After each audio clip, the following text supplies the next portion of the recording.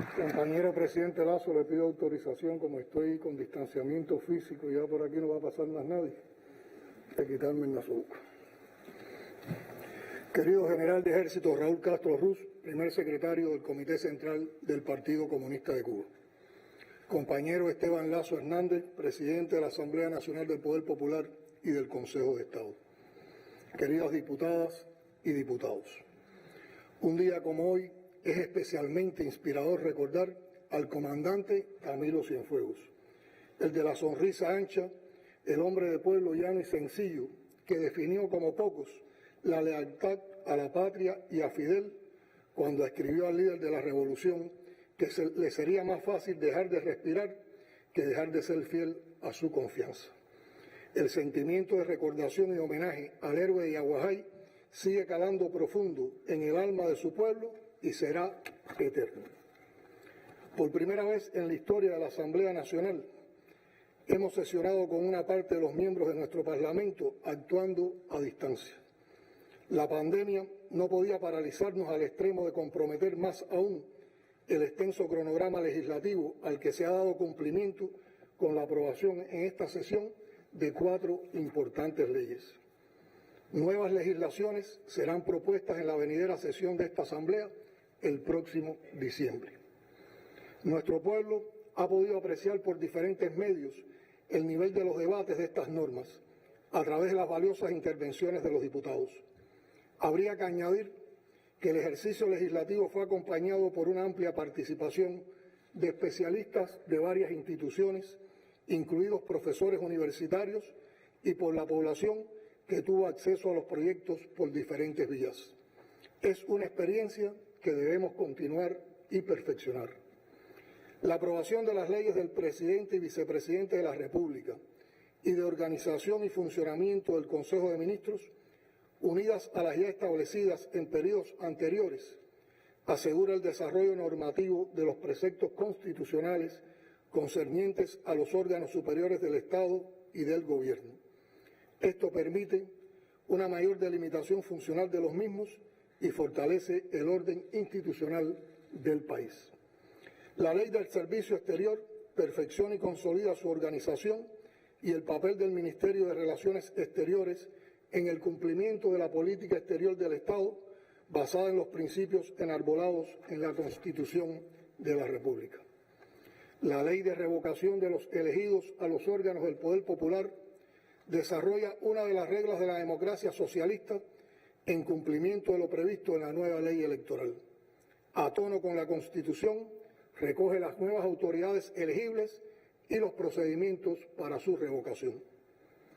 Estas sesiones nos han permitido también cumplir con tareas pendientes, como la liquidación del presupuesto del 2019, ya suficientemente debatido, pero del que me interesa destacar los oportunos ajustes que nos permitieron implementar el incremento parcial del salario en el sector presupuestado y de las pensiones de la Seguridad Social, lo que demandó más de 4.000 millones de pesos.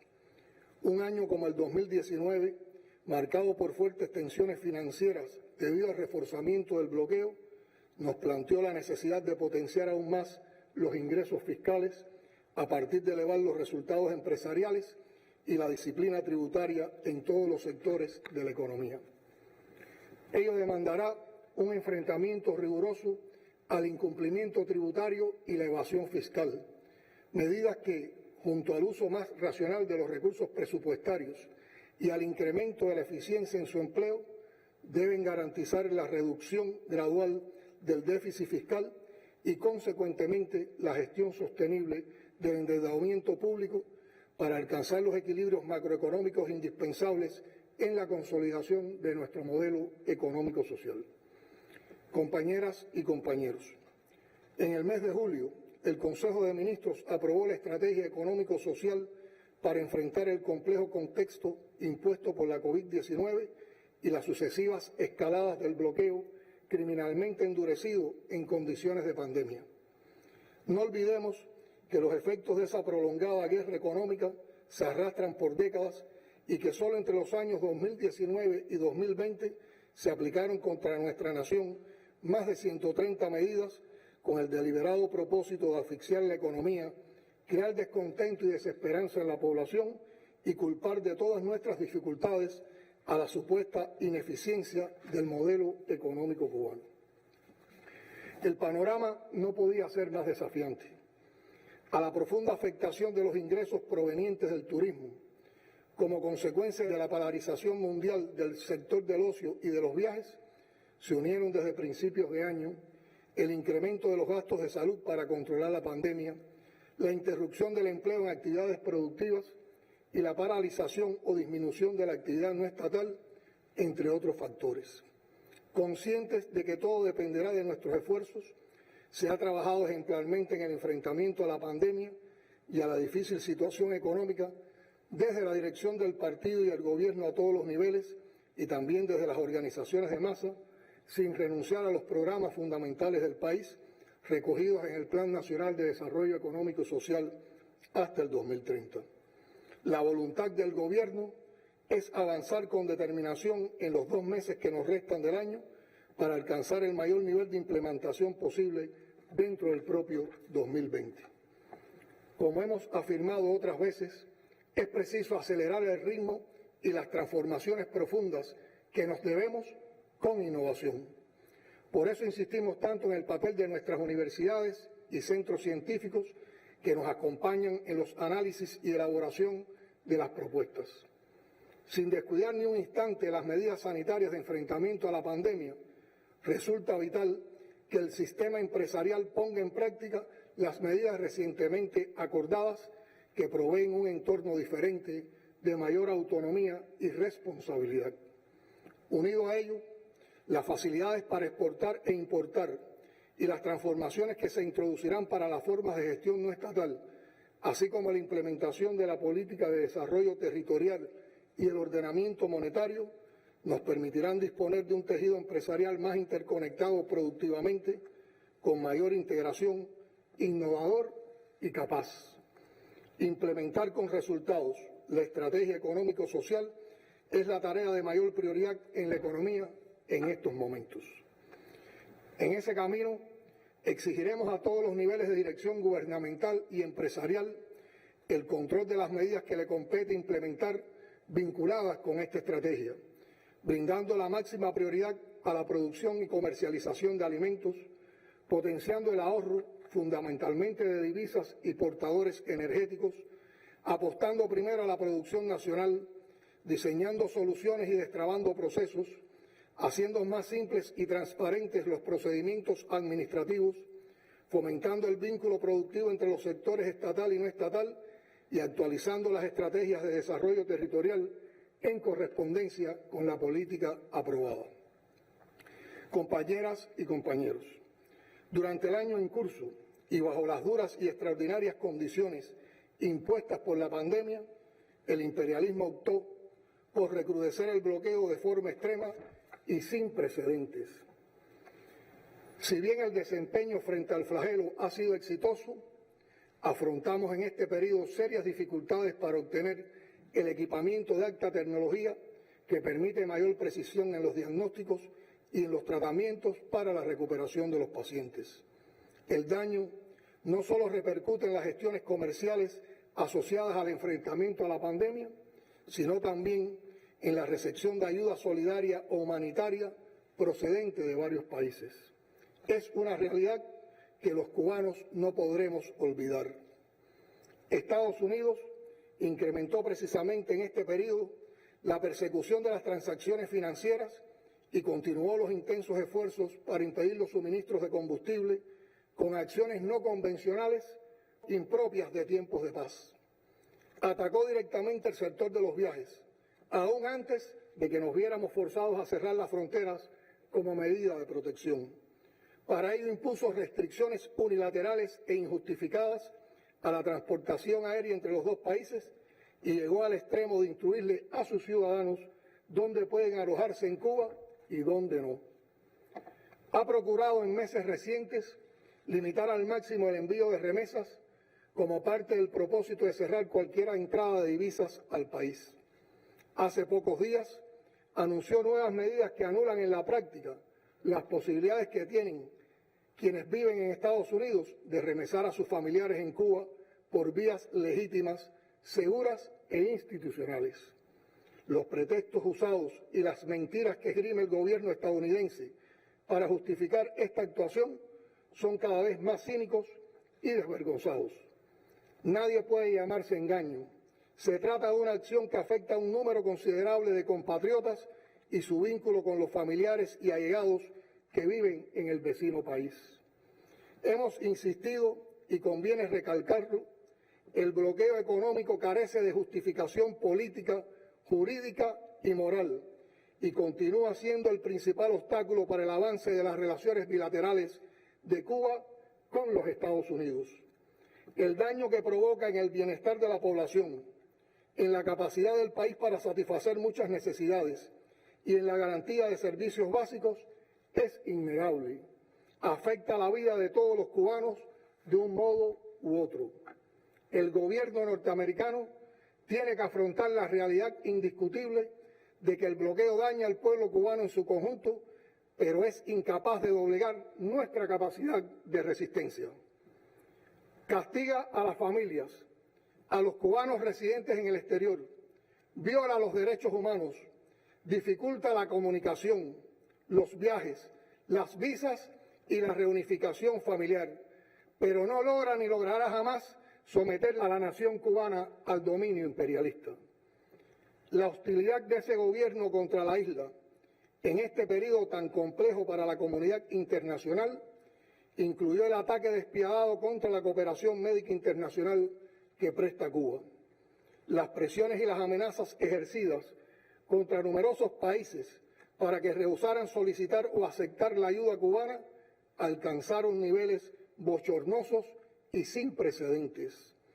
En el contexto de la crisis general que provocan la pandemia de la COVID-19 y sus secuelas, los países del sur enfrentamos una situación económica internacional muy desfavorable.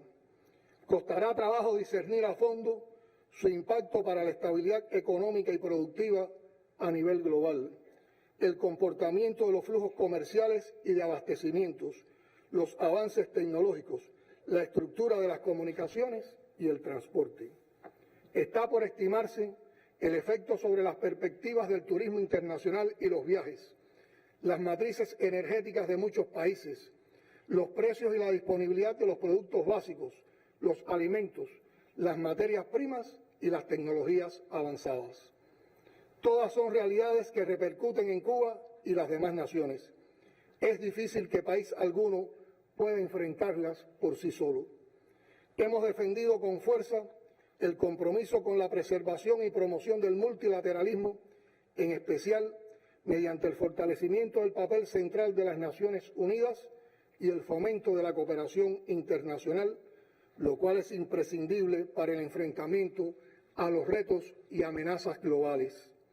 Nuestra trayectoria de promoción y respaldo al multilateralismo es conocida y respetada. Las brutales presiones ejercidas por Estados Unidos para impedir que Cuba, una vez más, resultara electa como miembro del Consejo de Derechos Humanos, se estrellaron contra el reconocimiento que disfruta el país en la comunidad internacional. Con el respaldo del 88% de los Estados miembros de la ONU, Cuba fue electa como testimonio de su constructiva contribución a ese órgano del cual somos fundadores y del prestigio alcanzado en la defensa y promoción de los derechos humanos. Hace muy pocos días se cumplieron los requisitos que aseguran la entrada en vigor del Tratado de Prohibición de Ensayos Nucleares, que se hará efectivo el 22 de enero de 2021. Se trata de un evento de suma importancia para la paz y la estabilidad mundial. Ese hecho constituye un éxito del esfuerzo de numerosos países del sur que abogan incansablemente por el desarme nuclear, en el que tuvimos una participación activa. Es también la materialización de un sueño del comandante en jefe Fidel Castro Ruz, quien con la fuerza de sus ideas fue un luchador imbatible a favor del desarme y de la paz mundial. En el entorno más inmediato, la resurrección de la doctrina Monroe es una afrenta a todos los estados soberanos del hemisferio, cuyo derecho a la libre determinación queda claramente cuestionado por la ambición imperialista.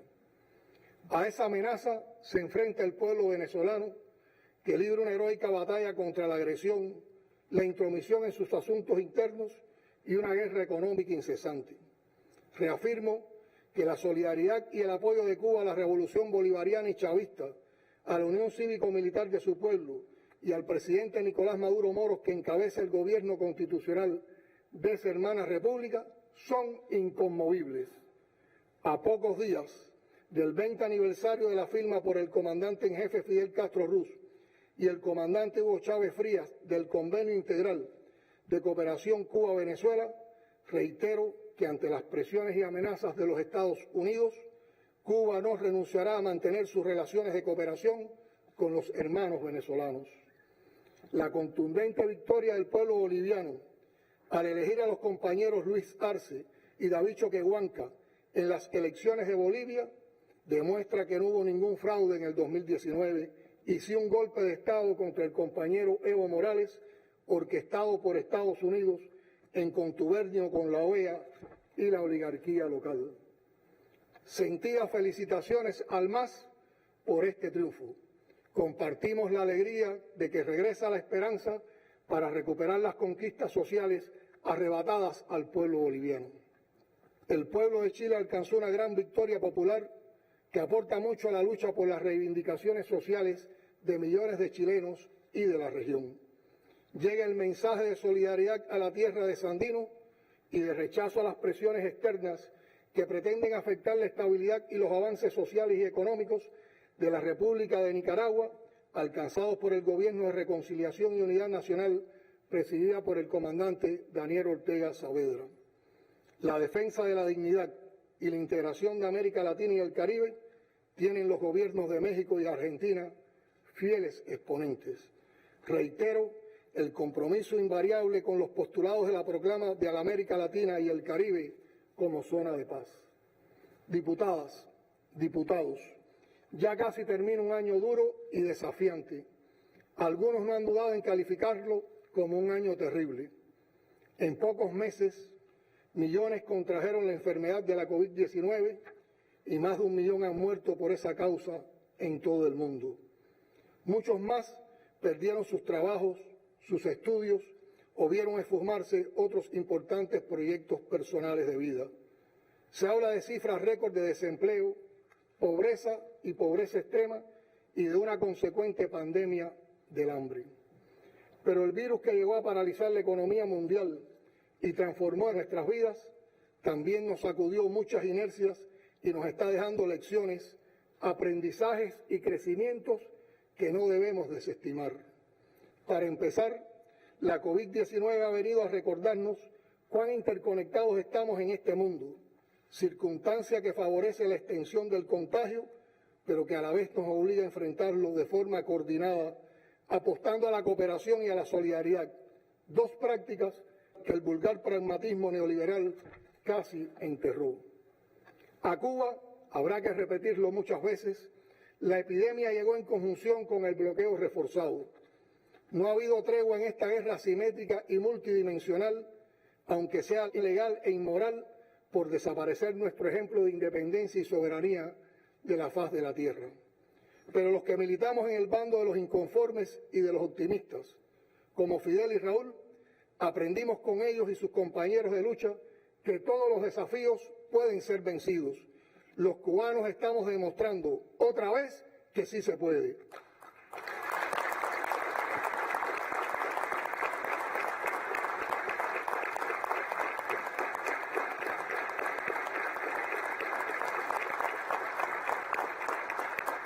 En estos 7 meses de lucha infatigable contra la epidemia, hemos confirmado la capacidad de la economía planificada y del sistema de salud del socialismo cubano en el control de los brotes y para brindar asistencia segura a toda la población sin diferencias. Y hemos cooperado solidariamente con las naciones más afectadas. Mientras la profunda desigualdad creada y alimentada por la filosofía capitalista está pasando una lamentable factura a vidas humanas en muchos países, incluso de alto desarrollo, Cuba ha logrado mantener a raya al virus y bajar a niveles ínfimos su letalidad. Nuestros medios de comunicación muestran todos los días ejemplos inspiradores de la obra cotidiana en la medicina y en las ciencias. Un grupo de expertos de varias disciplinas han puesto los cimientos de la sólida estrategia que el gobierno edificó, no sin grandes esfuerzos, para acercar y derrotar a la COVID-19. No hay misterio en esa fuerza capacitada y talentosa trabajando por un mismo objetivo. Es el socialismo.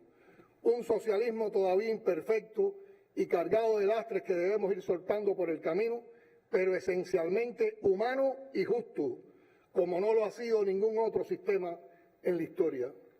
Que un país pequeño, bloqueado y difamado por la mayor potencia de la historia, resista corajudamente los ataques de su adversario y además se crezca, creando, innovando y aportando a la salvación colectiva dentro y fuera de sus fronteras, solo puede explicarse por la orientación humana de un proyecto, la voluntad política del partido y del gobierno y la extraordinaria fortaleza de un pueblo experto en resistir y en vencer.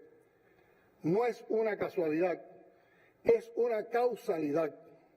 Hay un componente que está en el ADN cubano, en la mezcla magnífica de etnias e historia de resiliencias continuas de la que emerge esa dulce palabra cubano. Pero hay otro factor no menos importante, que es la construcción consciente por más de 60 años de una obra más grande y fuerte que nosotros mismos, con un liderazgo auténtico, respetado y admirado en el mundo, más respetado y admirado mientras más ha resistido los golpes del adversario sin rendirse. Hablo, por supuesto, de Fidel, de Raúl, de la generación del centenario a la que nos honra seguir con orgullosa entrega en la causa a los que ellos consagraron sus vidas.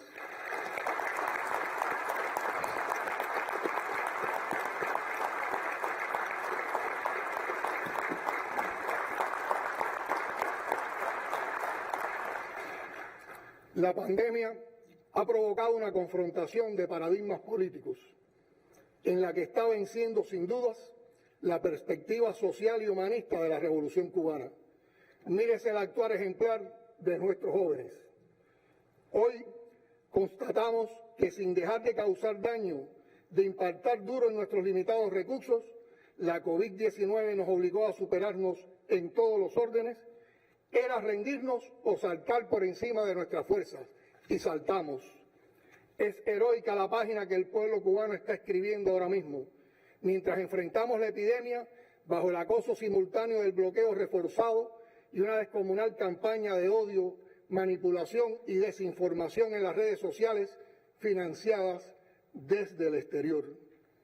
¿Cómo definir lo que hacen contra una pequeña nación, una isla o un archipiélago de apenas 11 millones de habitantes, desde un poderoso imperio que tiene 30 veces esa población y casi 90 veces su tamaño?